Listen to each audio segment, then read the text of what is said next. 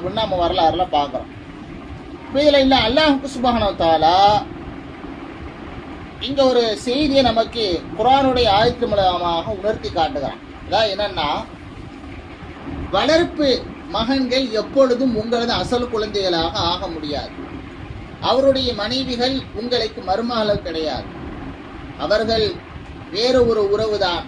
அவர்களை இஸ்லாத்தின் அடிப்படையில் நிக்காஹ் முடிப்பது கூடும் என்பதை உணர்த்துவதற்கு தான் அல்லாஹ் என்ன செஞ்சான், ஜைனப் நாயிக்கும் ரசூலுல்லாஹ்வுக்கும் அல்லாஹ்வே நிக்காஹ் செஞ்சு வச்சான்.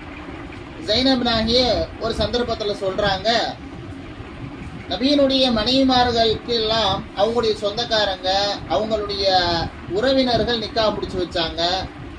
என்னுடைய நிக்காஹை முடித்து வைத்தவன் அல்லாஹ். அல்லாஹ் தான் என் நிக்காவை முடிச்சு வச்சான். அதே மாதிரி வலிமா விருந்துக்கும் அவனே ஏற்பாடு செய்தான் என்று அவங்களே சொல்றாங்க. அல்லாஹ் சொல்றான் குர்ஆன்ல, ஜவ்வஸ்னா கஹா, அந்த ஜைனபை உங்களுக்கு நாம் நிக்காஹ் முடிச்சு வச்சோம் அப்படின்னு குர்ஆன்ல இன்னைக்கும் அந்த ஆயத்து இருக்குது. நாம குர்ஆன் ஓதக்கூடிய சந்தர்ப்பங்களில் இந்த ஆயத்தை ஓதி வருகிறோம்.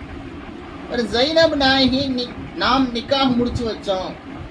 நாம மனிதர்கள் நிக்காஹ் முடிச்சு வச்சோம்னு சொன்னா யாராவது வழி இருக்கணும், 2 சாட்சி இருக்கணும், பொறுப்புதாரிகள் இருந்தால் இந்த பெண்ணை நிக்காஹ் முடிச்சு வைப்பாங்க.